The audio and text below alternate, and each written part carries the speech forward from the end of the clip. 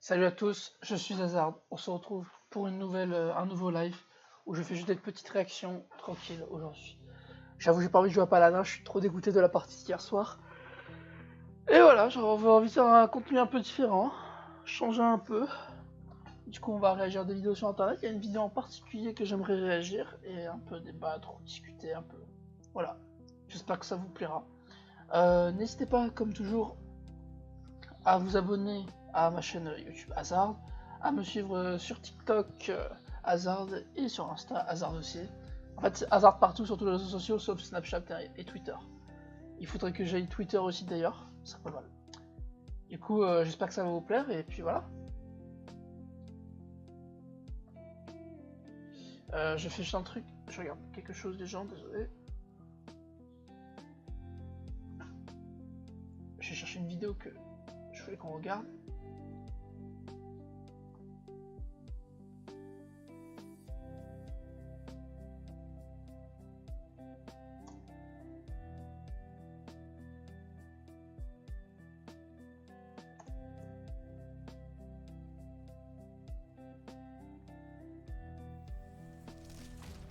Excusez-moi, il y a une pub.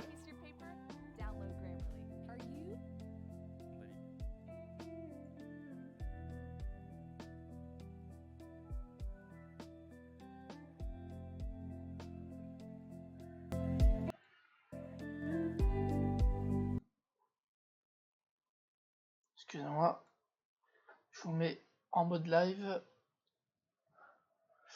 Voilà, c'est là que c'est bon. Alors, du coup, en plus ce que vous savez pas les gens aussi, c'est que moi, là il faudra que j'aille faire sport après un instant. Je suis pas censé faire un live là maintenant, mais bon, YOLO.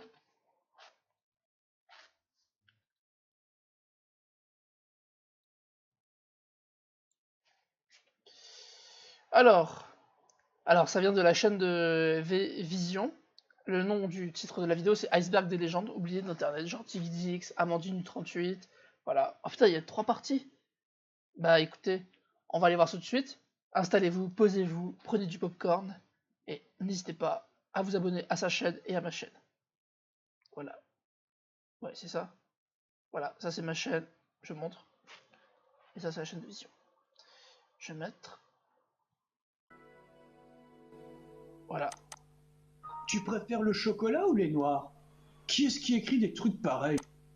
Non mais c'est pas possible ça. Non, non, ça va pas le faire, hein. Déjà, mais tu te restes, c'est pas Wow.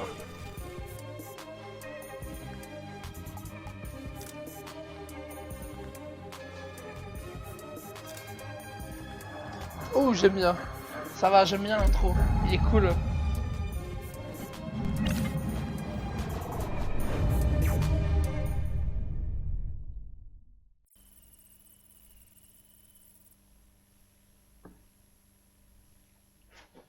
C'est la première fois que je fais une vidéo iceberg, je m'attendais à ce qu'elle soit longue, mais clairement pas autant. J'ai donc décidé de la découper en 2 parties. Alors vous inquiétez pas, je vais pas vous faire attendre 40 ans. La deuxième sortira le mardi prochain, donc c'est le 22 novembre à 18h30. Si vous êtes nouveau, n'hésitez pas à vous abonner, je parle de mystères, d'histoires liées à internet ou de nostalgie comme ici. Et d'ailleurs pour ceux qui se souviennent, il y a à peu près un an, j'avais fait une vidéo sur Sylvain Durif et bah il m'a répondu. Et tout ça dans un format plus ou moins long, donc si vous aimez regarder des vidéos en mangeant ou avant d'aller vous coucher, vous êtes tombé sur la bonne chaîne. Sur ce, trêve de blabla et place à la vidéo.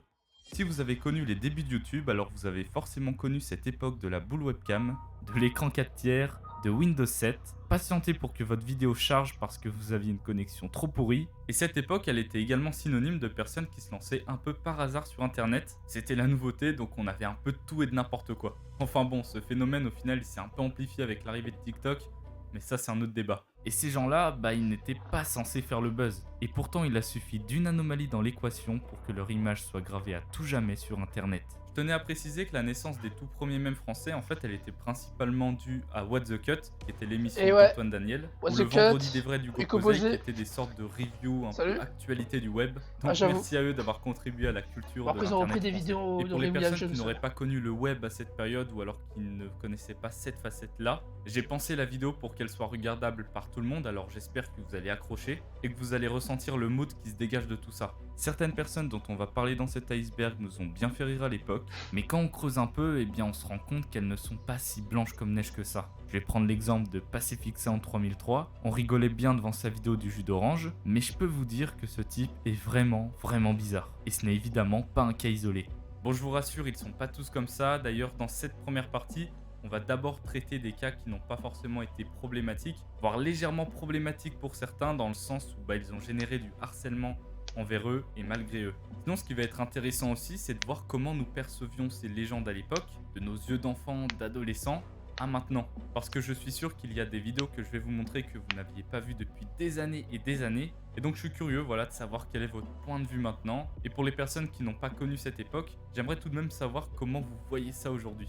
Et ce qui va être intéressant de voir aussi, c'est d'entrer en profondeur sur les activités de ces personnes, car on connaissait juste le même, mais finalement on ne sait rien d'eux. Sur ce, on entame cette vidéo par le ciel, et on commence avec le premier cas.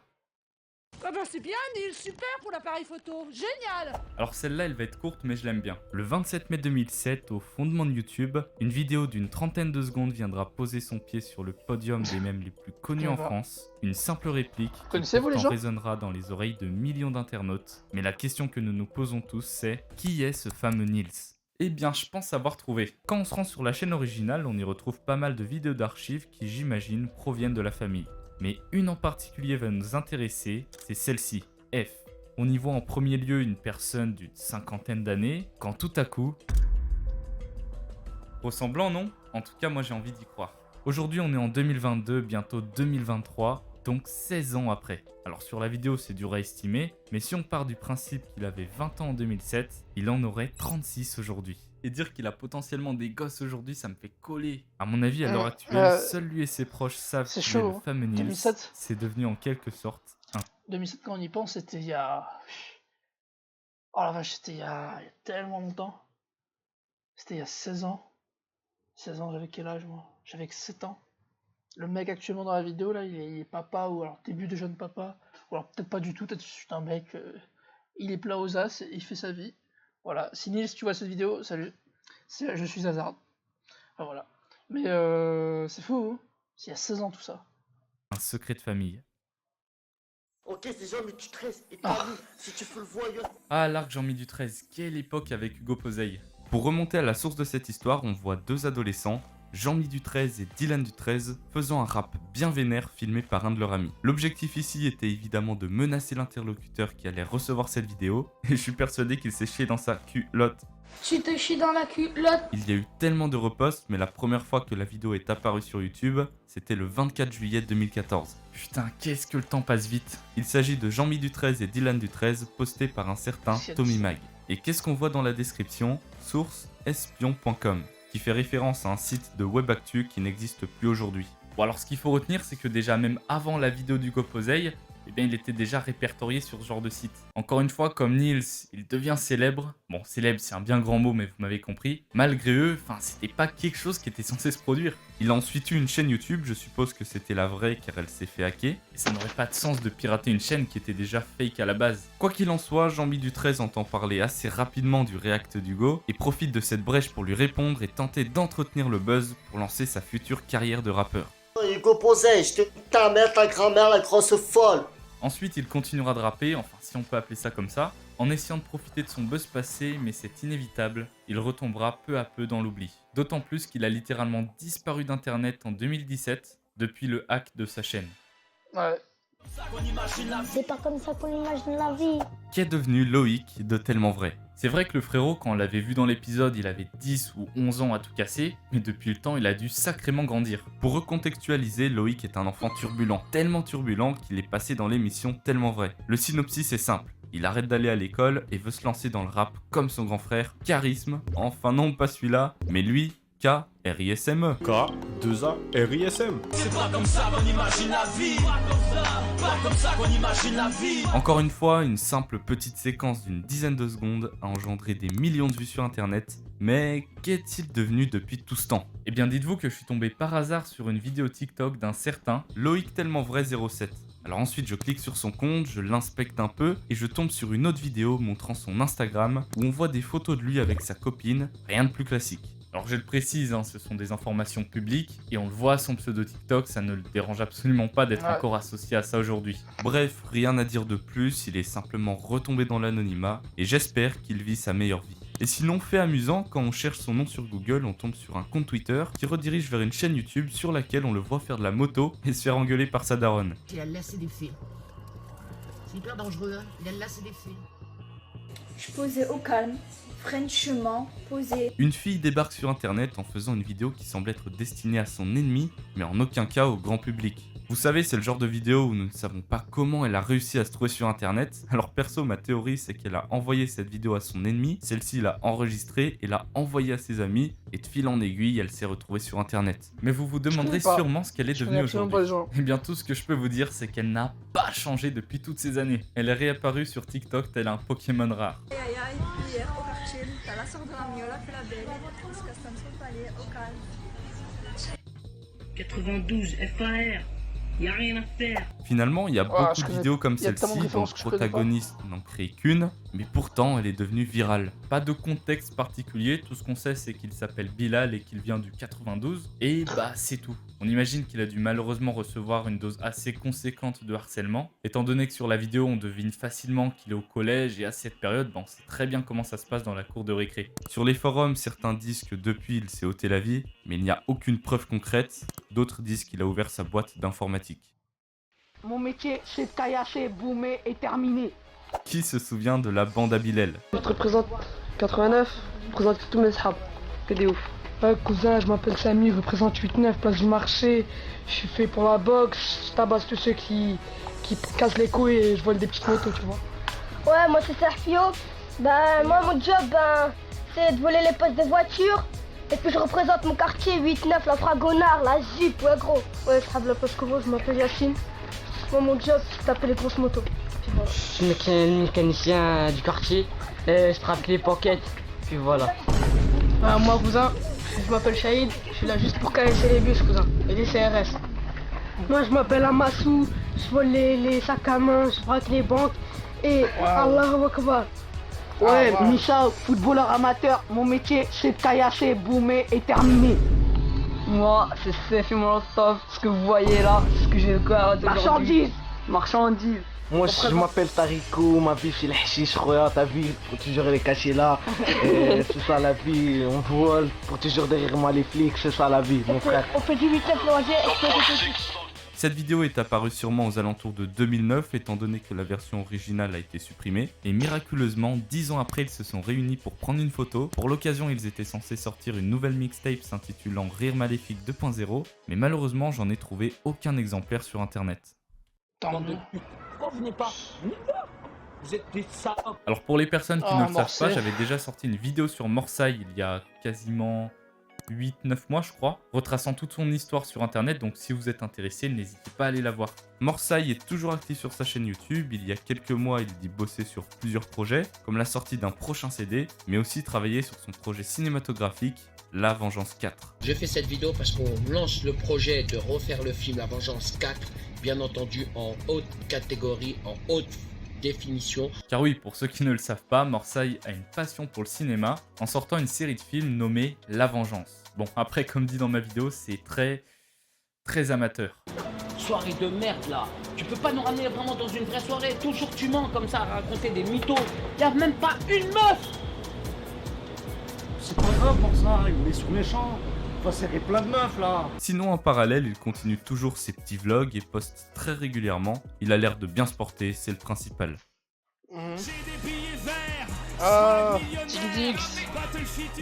Digidix, la légende online, comment ne pas le citer? Je vous fais pas le dessin, hein, mais Swag Millionnaire, Game Over, l'Assemblée des super érotiques, quelle époque. Eh bien dites-vous que ça a 9 ans. 9 ans que sa dernière vidéo a été postée sur sa chaîne, et pourtant toujours autant de personnes attendent son retour, comme vous potentiellement. Mais en fait, est-ce que cette volonté inlassable que Digidix revienne ne serait pas en fait notre nostalgie qui nous joue des tours? Car en soi, quand on réécoute ces chansons, ça nous fait simplement repenser une période de notre vie qui a été agréable, je l'imagine. Voilà, on n'avait pas vraiment de préoccupations, tout ce qu'on voulait c'était jouer à la play en écoutant Digidix. Alors bien sûr, au fond de moi, j'aimerais bien voir une vidéo pop comme ça, mais est-ce que ça serait pas mieux au final qu'il reste un mythe de YouTube? Parce que récemment, je me suis posé la question, en fait, si quelqu'un était aussi talentueux entre guillemets que Digidix se lançait maintenant sur YouTube, est-ce que ça marcherait vraiment? Eh bien pour moi, je pense que malheureusement non. Beaucoup de gens le mettent sur un piédestal et l'idolâtrent. Parce qu'en soi, ouais, les chansons sont entraînantes. Regardez juste un... Il faut faire attention, il risque de le surestimer, du coup s'il revient par exemple, malheureusement c'est ce qui s'est passé un peu avec Mathieu Sommet, s'il revient c'est que les gens ont beaucoup d'attentes, et après ça, du coup, ben, quand la vidéo va sortir, les gens seront déçus. Voilà. Mais il a raison, c'est bien. Un exemple, c'était pendant une convention, l'intervieweur lui demande d'imiter Booba, et écoutez ça, c'est vraiment pas dingue. J'ai mangé un kebab, en plus la fouine c'est un menteur, c'est un bâtard quoi, t'as je veux dire.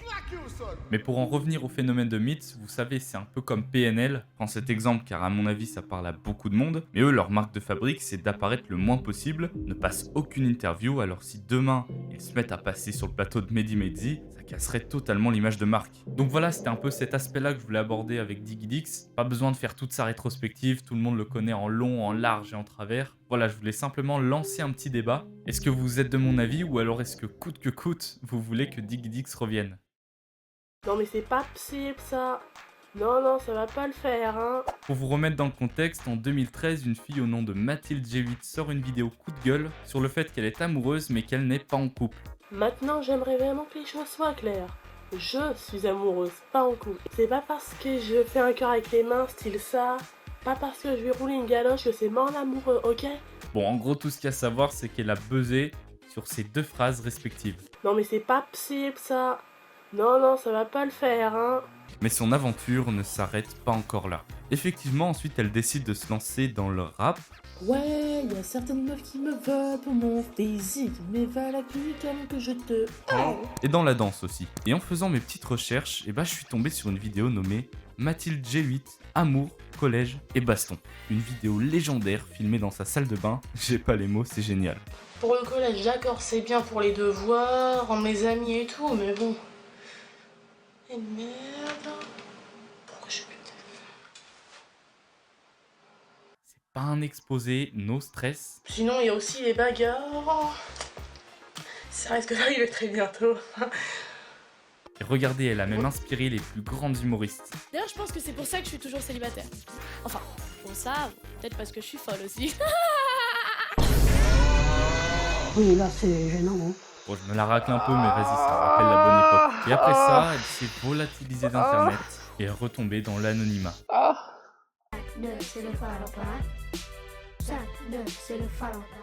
Un groupe de jeunes du quartier a eu un jour la merveilleuse idée de créer un clip de rap avec des paroles engagées qui se déroule à Falampin, une commune de France, grosse ville de gangsters. Évidemment, ça n'a pas loupé, en 2014, Hugo Posey leur est tombé dessus, créant une vidéo à plus de 7 millions de vues. Ils ne sont vraiment pas passés inaperçus. Malheureusement, depuis, ils ont tous disparu dans le néant de la vie. Maintenant le bye, c'est que je fais des snaps où je dis rail. Et aux rageux, je leur dis bye.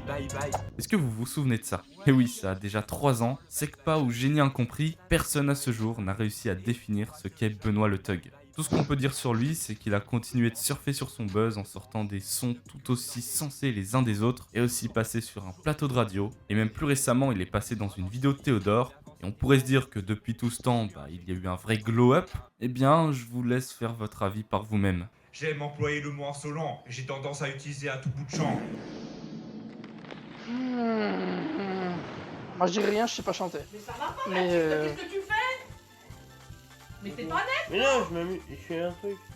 Dans la nuit du 3 janvier 2017, un adolescent au nom de Baptiste lance un live Facebook tout en brûlant du Kevlar dans une pinte en étain. Et on a pu assister à la réaction de ses parents face à son œuvre, et ça fera le buzz. Vous voyez, c'est spécifiquement ça quand je dis qu'il y a des personnes qui n'étaient pas destinées à devenir connues, mais il a fallu d'une anomalie dans l'équation pour que leur vie change à tout jamais. Je sais pas vous, mais dans un sens, je trouve ça trop badant. Mais remettons les choses dans leur contexte. Baptiste était en école de gastronomie à cette époque, et il devait se lever à 4h du matin pour prendre son train à 5h. Mais manque de bol, le lundi 2 janvier 2017, il n'y en avait pas, donc il est rentré chez lui, a pris des somnifères et s'est rendormi. Le boug s'est réveillé à 18h, sauf que le lendemain, il fallait se réveiller à 4h. Donc il a bien vu qu'il y avait un problème. Hop, double dose de somnifères, sauf qu'il a eu quelques effets secondaires, comme celui de faire du feu à 2h du mat en live Facebook dans sa chambre. Après s'être fait engueuler par ses parents, il finit par passer la nuit en oubliant totalement ce qui s'est passé. Vrai trip. Le lendemain, il va en cours tranquille, sauf qu'un pote à lui a vu le live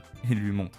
Donc là, il est un peu abasourdi puisqu'il n'a plus aucun souvenir. Il rigole ensuite, mais une personne qui ne rigole pas du tout, eh bien c'est sa mère. D'après elle, durant plus d'1 an, elle a vécu dans la peur que ça ruine la vie de son fils ainsi que son futur. Mais avec le temps, tout est rentré dans l'ordre. Non, j'ai déprimé comme c'était pas possible. J'avais peur qu'on le reconnaisse à l'école et qu'il se fasse virer, quoi. Aujourd'hui, il a 27 ans, travaille dans la restauration, est activiste dans la défense de l'environnement et pratique la photo comme on peut le voir sur son Instagram. Il possède une page Vidéoléo pour faire des vidéos personnalisées à 25 €, mais le tout semble être reversé à des associations, donc on va dire que c'est pour la bonne cause. À mon avis, il vit très bien la situation. Encore dernièrement, il est passé sur le plateau de Koé, donc il doit plutôt voir ça comme une anecdote et préfère en rigoler. Mais mine de rien, ça aurait pu être tout l'inverse en ruinant totalement sa vie.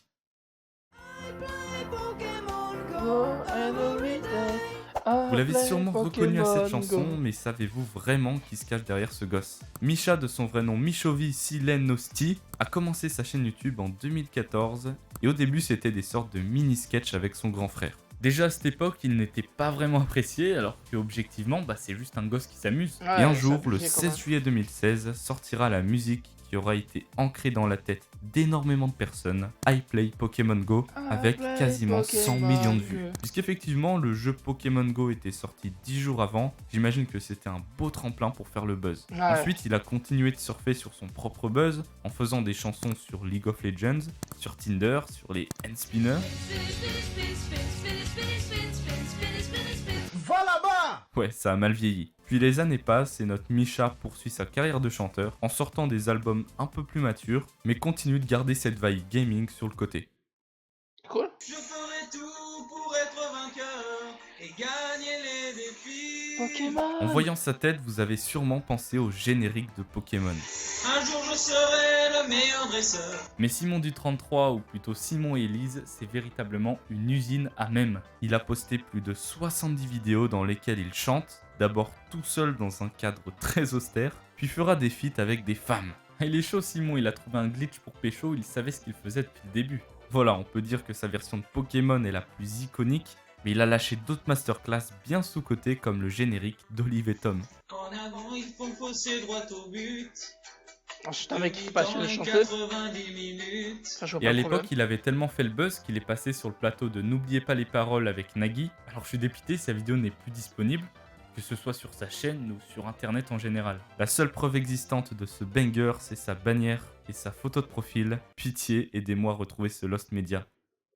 Je voulais juste briller, je voulais juste briller. Ah C'est du non, rap, tout pas est ça. rap, c'est du rap, tout Alex est 76. Axel du 76, c'est une chanson qui pourtant aura marqué énormément de personnes de par son inaudibilité. Et je crois que c'est le mec qui a vécu la plus grosse injustice de l'histoire de la musique, puisqu'il se fera supprimer sa chaîne YouTube par des hackers. Du coup, il en recrée une pour reposter le son. Sauf que pendant ce temps, des petits malins avaient déjà re-upload ce banger en réalisant des millions de vues sur son dos. Mis en lumière par Antoine Daniel à l'époque, il décrochera plusieurs palmarès. Cyprien qui tweet « Je voulais juste briller », sa présence sur Genius avec une analyse très poussée des paroles, il bégaye sûrement car il est stressé au vu de sa quantité de fans. Une vidéo de Seb qui cumulera plus de 3 millions de vues, à laquelle d'ailleurs il répond « Et oui, il faut bien surfer un maximum sur le buzz ». Déjà c'est de la flip d'un gros cul. Tu te crois marrant, t'es ça les ailes de balle, mais tu sers à que dalle. Are you serious right now, bro?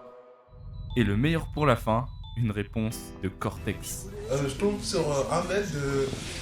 c'est Alex, 76, je voudrais que tu me produises Cortex, tout ça, ça ferait du gros buzz, tout ça. Non, moi je peux pas te produire, j'ai pas envie de te produire. Franchement, tu rappes très mal. C'est le pire but contre son camp. Donc je ne veux pas. Tu vas pas briller, tu vas plutôt te mouiller, les gens ils vont te jeter des bouteilles d'eau. Oh, bah celle-là. Bonjour. Bonjour. Bonsoir. Bonsoir. Salut Sébastien. Cyprien. Alors Cortex, pour ceux qui suivent Attends, la je chaîne vais te depuis un dire, petit moment, j'avais déjà fait une vidéo dessus. Alors j'ai quasiment rien à rajouter par rapport à son passé. Par contre, depuis la vidéo, là, il y a pas mal de trucs à dire. Déjà, sa chaîne a été supprimée. C'est hyper triste en vrai parce que ça veut dire que des centaines et des centaines de vidéos sont devenues des lost media aujourd'hui. Et je m'avance juste sur un petit truc, mais à mon humble avis, j'ai utilisé des extraits sur ma vidéo qui ne sont plus disponibles aujourd'hui. Donc si vous voulez voir l'exclusivité, n'hésitez pas à aller la voir. Pub pour sa vidéo, fait. Mais ouais, blague à part, ça fait 4-5 mois que sa chaîne a été supprimée. et ça m'étonnerait fortement de la revoir réapparaître un jour. Aujourd'hui, quand on recherche Cortex dans la barre de recherche, il ne reste plus que ses apparitions sur d'autres chaînes YouTube, mais nous n'avons plus accès aux pépites les plus enfouies de sa chaîne. Je crois qu'on se rend vraiment pas assez compte de tout ce qu'on a perdu. Sinon, fait improbable, et celui-là je pense que très peu de personnes le savent, mais quelques-uns de ces sons qu'il a pu faire dans sa carrière de rappeur ont été mixés par NKF, un des ingé-sons de PNL. Voilà, c'est posé. Sinon, comment parler de Cortex sans parler de sa récente rencontre avec Cyprien sur le plateau de Zen, le crossover légendaire qui aura mis plus de 11 ans à se réaliser. Et ce qui est drôle, c'est que Cyprien n'était vraiment pas au courant de sa venue, et quand il le voit, on sent la dose de malaise intense. S'ils ne se sont pas rencontrés avant, c'est qu'il y a bien une raison. Cyprien avait fait un clash sur lui, et c'était censé s'arrêter là. Surtout qu'au moment où le scandale entre Cyprien et Squeezie avait éclaté, t'inquiète même pas que Cortex était là pour récupérer un peu de buzz. Pour autant, Cyprien n'avait pas réagi à ces nombreuses relances. Donc j'ai appris une mauvaise nouvelle sur YouTube là. Le duo de choc Cyprien-Squeezie, il y a une embrouille. Donc Cortex, même si j'étais en clash avec toi Cyprien, moi je vais vous inviter au restaurant. Cyprien, Squeezie, vous voulez pas venir au Brésil, comme ça vous arrangez ça? Aujourd'hui, Cortex est toujours actif sur Twitter. Tout a l'air de bien aller pour lui entre la salle et les vacances. On lui souhaite une bonne continuation.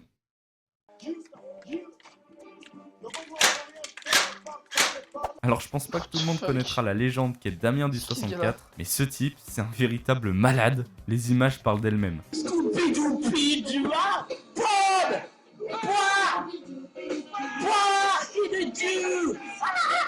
Il est arrivé et reparti en légende le 23 juillet 2013 et a complètement disparu d'internet.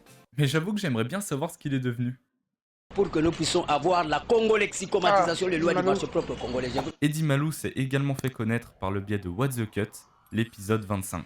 Ce qui a fait beaucoup rire les gens, c'est qu'il semblait utiliser des mots aléatoires comme la congolexicomatisation de la loi du marché ou encore la nucléarité des rollers. Quand on parle des sports, on voit la nucléarité. Eddie Malou s'inscrit alors comme une légende d'internet en devenant carrément un mème. Mais oui, c'est clair. Une page Wikipédia sarcastique décryptant la complexité de ses dires a même été créée, décrivant entre autres la thèse de la congolexicomatisation des lois du marché. Cette thèse de macroéconomie relative basée sur la TGO fut soutenue en 1976 à l'université de Kinshasa par le savant Eddie Malou. D'une longueur totale de 890 pages, elle ne fit cependant l'objet d'aucune attention particulière de la part du jury en raison de sa complexité. Elle fut même rejetée car personne, à part Eddie Malou, ne parvint à trouver le lien logique entre tous les éléments évoqués dans son contenu. Cela s'applique par sa façon nucléaire de penser, la nucléarité des rollers.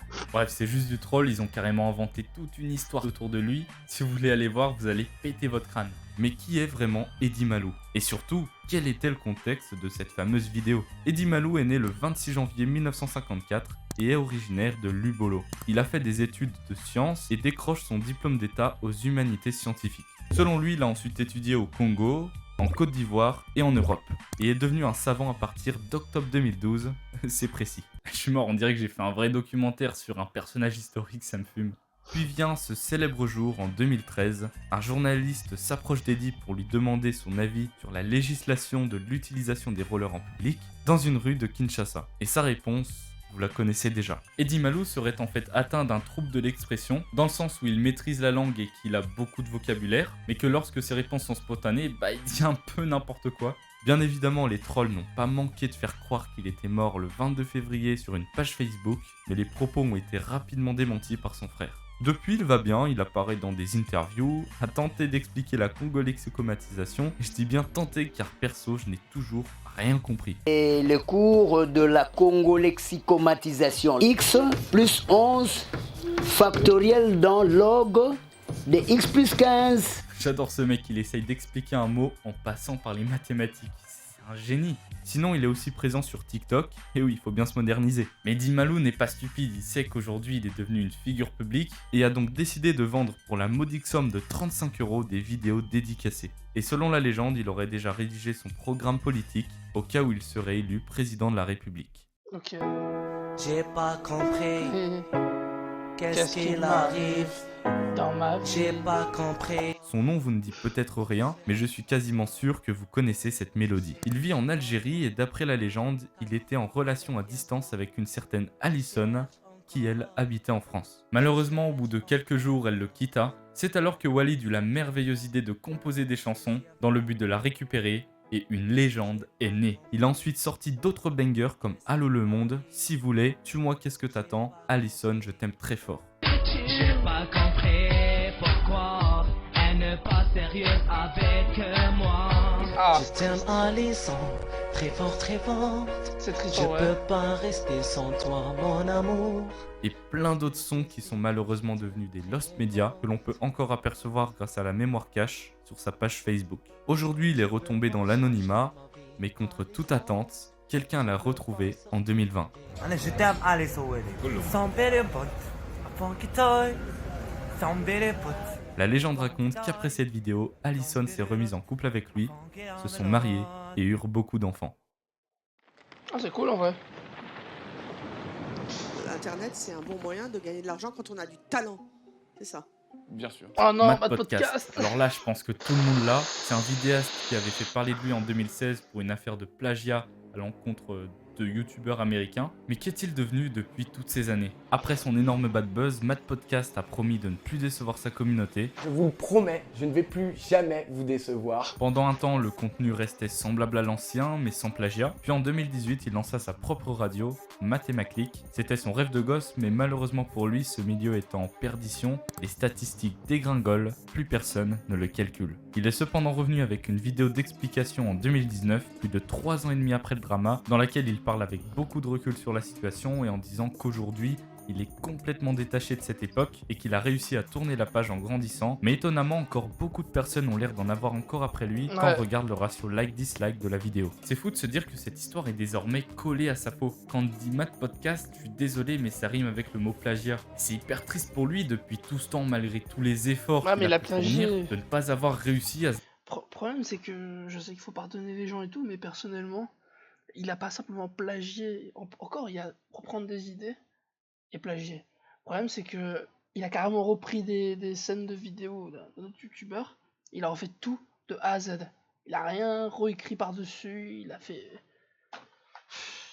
C'est un plagieur, c'est ça le problème. Et après, il a pas été sérieux. Il a vendu un livre à je sais pas combien 100 € pour devenir un youtubeur alors que lui-même c'était un plagieur. Enfin voilà. Dommage pour lui, c'est un échec. Se détacher de cette image. Comme quoi, en une seule erreur, on peut être foutu. Depuis 2019, Matt fait essentiellement des live poker sans prétention sur Twitch. Il a également l'air d'avoir été investi dans le domaine de la crypto-monnaie, mais officieusement, on peut dire qu'il est retombé dans l'oubli sans jamais être parvenu à remonter la pente. Il y a quelque chose que je trouve paradoxal dans ses propos. Dans un live, il dit que son rêve a toujours été d'être animateur de radio et que pour ça, il fallait être connu. C'était faire de la radio, tu vois, enfin faire de la radio à grande échelle, quoi.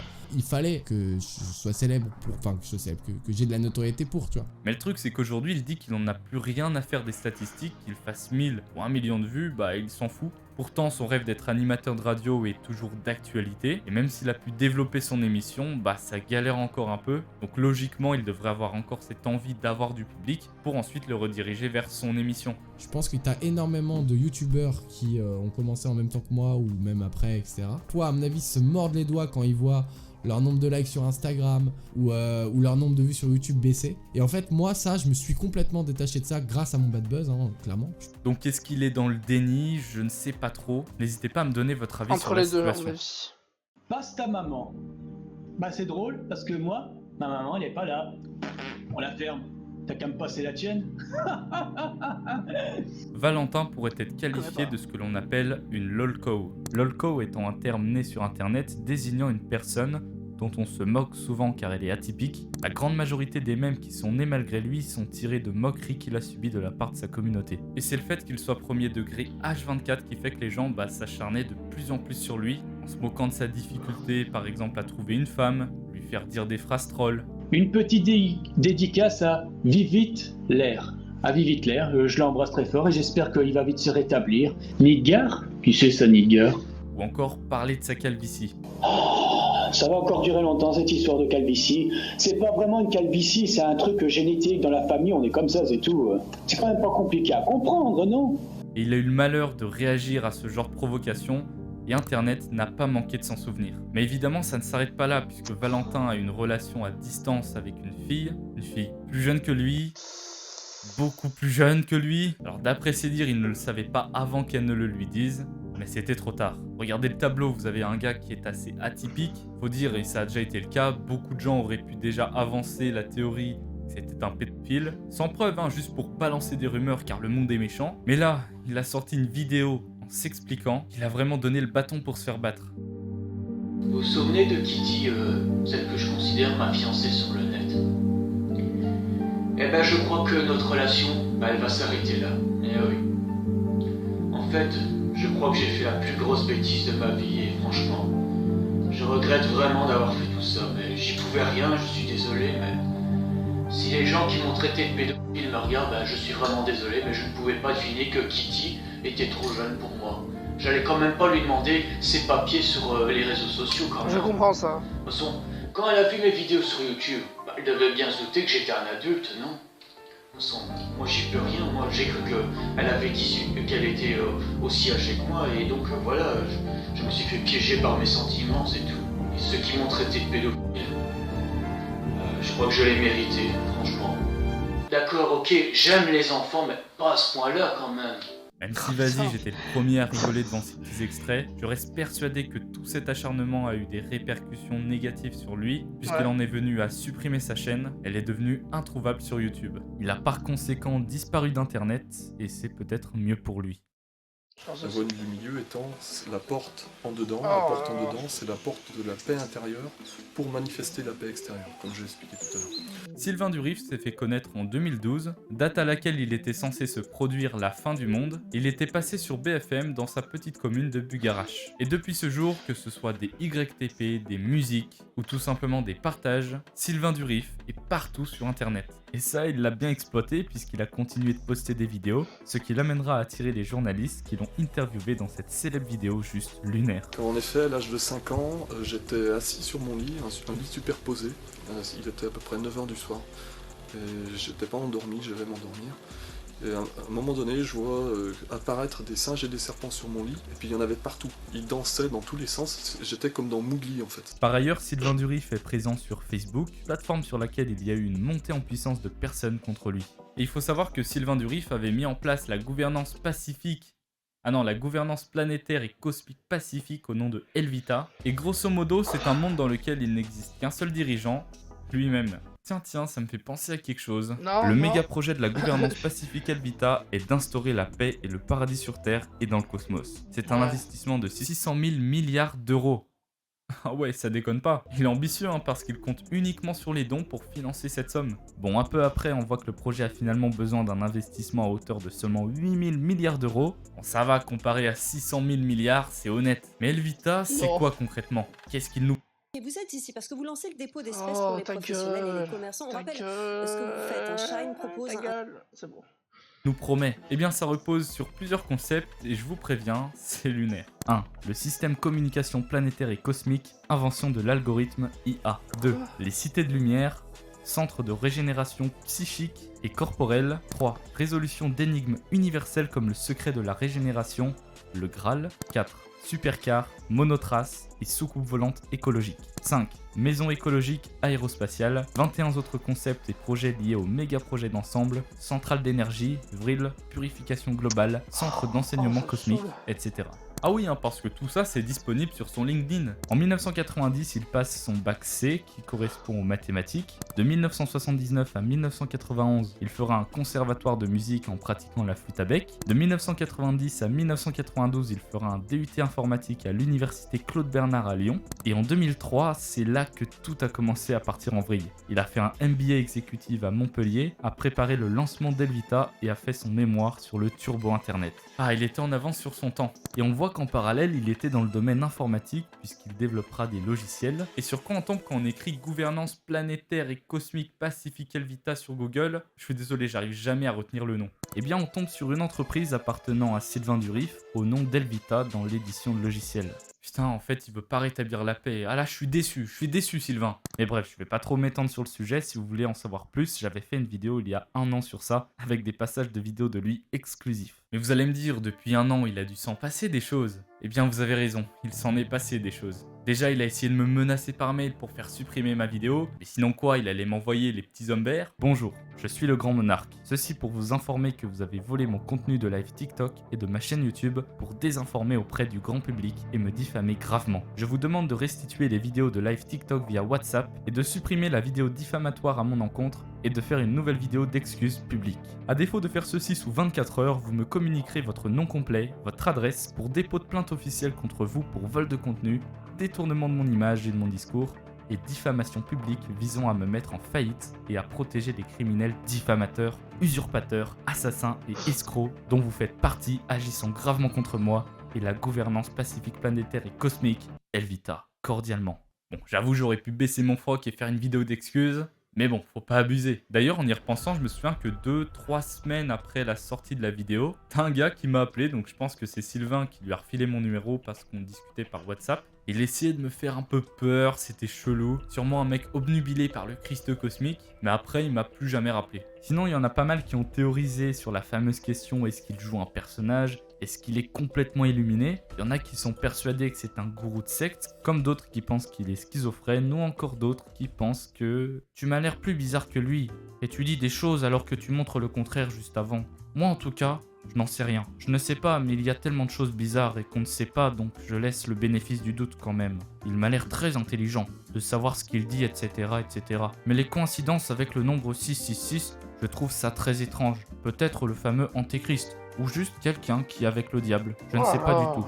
Et j'aimerais savoir d'ailleurs. Et en tout cas, c'est normal qu'il essaye de gagner de l'argent s'il n'en a pas. Il y a tellement de choses qu'on ne sait pas. Mais tellement de choses qui sont fausses, etc. On ne sait plus quoi croire, ni rien. C'est n'importe quoi. Faudrait qu'il y ait que des vérités. Qu'on sache ce qui est vrai, ce qui est faux. Et qu'on sache ce qu'on ne sait pas. Que le bien remporte contre le mal. Bref, en tout cas, j'ai pas d'avis moi. Je ne sais pas quoi croire. Mais ça m'intrigue énormément. Wow, ça fait quand même beaucoup de lignes pour dire pas grand chose au final. Sinon j'ai eu pas mal d'informations relatives à Sylvain. Alors malheureusement c'est des commentaires, donc il va falloir croire ce genre de personne sur parole. Fin des années 2000, début des années 2010, j'allais souvent en vacances à Bugarach, proche de Perpignan. C'est le fameux village qui était supposé résister à la fin du monde en 2012. J'y allais donc avant son buzz, car mes parents avaient des amis qui tenaient un gîte. A noter que déjà à l'époque, le village et ses alentours étaient habités par des illuminés qui pensaient qu'en sautant nus de la montagne à côté, ils obtiendraient des bénédictions, ce genre de choses. À cette époque, Sylvain habitait là-bas, avant son buzz encore une fois. Étant donné que c'est un minuscule village, mes parents nous laissaient jouer dans le village tant qu'on était à l'heure pour les repas. Il nous est arrivé de tomber sur lui avec ma sœur et il était déjà illuminé à cette époque. Il nous racontait des choses incompréhensibles et son personnage était déjà en place. Ça nous faisait rire mais nos parents nous avaient interdit de lui parler, chose qu'on ne respectait pas vraiment. Je pense perso que déjà avant internet, il était dans son personnage qu'il joue tellement qu'il est devenu comme ça. Il devait certainement essayer d'arnaquer les gens et les ramener dans sa dérive sectaire avec l'explosion d'internet et de Bugarach à l'époque. Il a joué de son personnage sur YouTube pour ramener plus de gens. Bref, c'est un malade mental depuis bien longtemps et qui a profité de la lumière sur sa petite place pour faire le buzz et entendre son arnaque. Voilà, comme quoi les avis sont vraiment divers et variés. T'en as qui le protègent corps et âme, quand d'autres le critiquent. Sinon, qu'est-ce qu'il est devenu par rapport à ma vidéo ? Bah, pas grand chose, on sait pas trop. Il est toujours un peu actif ici et là sur sa chaîne YouTube, mais c'est tout. Pour la petite anecdote, il avait posté récemment une vidéo qui s'appelle Adoubement du chevalier William Paul de Casse, dans lequel on voit Sylvain Durive adouber un mec. Sauf que depuis, la vidéo a été retirée en raison d'une réclamation pour atteinte à la vie privée envoyée par un tiers. Alors je ne sais pas si c'est un troll de la part d'un utilisateur ou si c'est le mec de la vidéo qui n'était pas d'accord pour que ça soit diffusé, mais j'ai trouvé ça plutôt étrange. Sur ce, on close K avec une magnifique improvisation de la flûte traversière cosmique.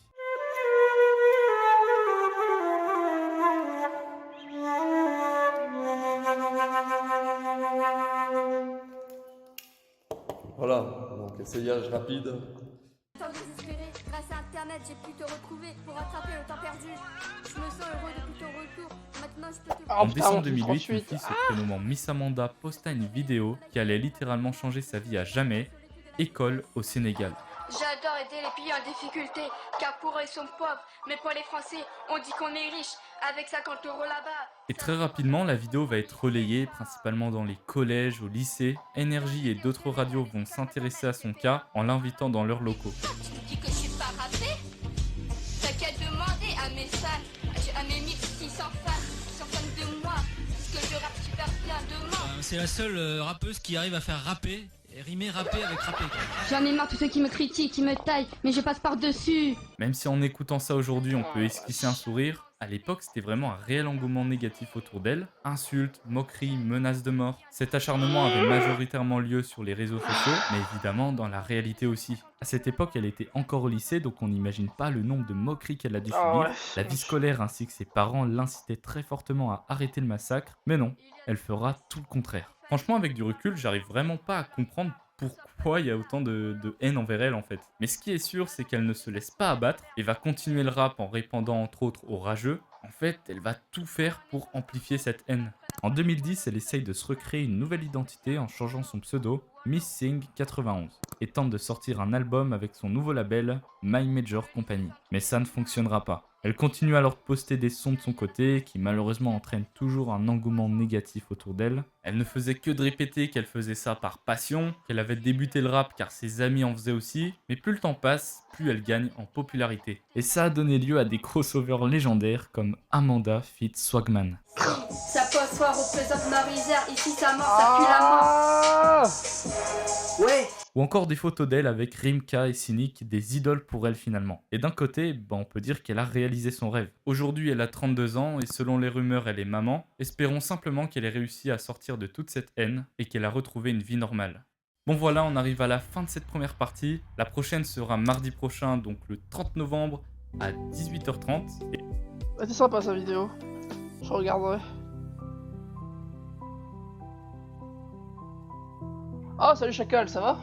Excuse-moi, j'avais pas vu le commentaire.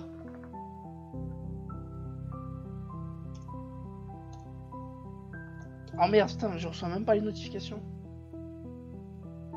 Quoi? Attendez les gens.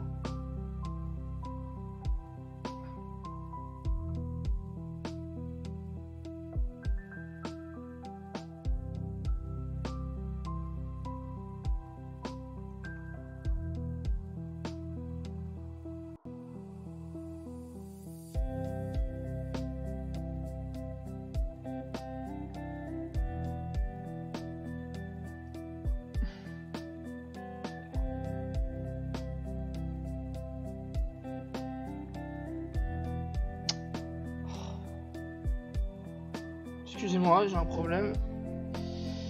Un tout petit problème.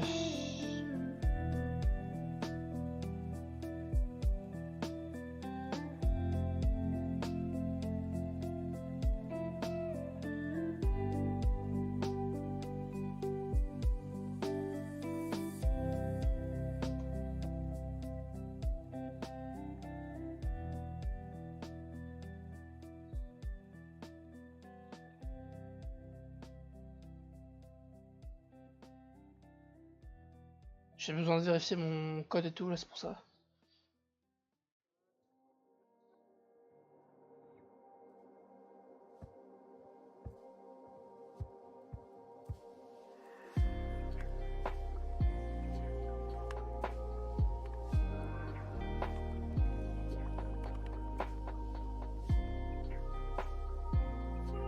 Merde, je suis foiré, j'ai inversé. Ah! Moi, je remets en intermission. Bah voilà, c'était juste une petite vidéo vite fait comme ça de réaction. Je vais essayer d'en faire un peu plus la semaine prochaine. Des vidéos un peu plus courtes, des sons et tout. Je ferai des vidéos en anglais aussi, je pense. Puis voilà. Ah. C'était hasard. On se retrouve pour la prochaine vidéo. Je vous dis salut et à la prochaine.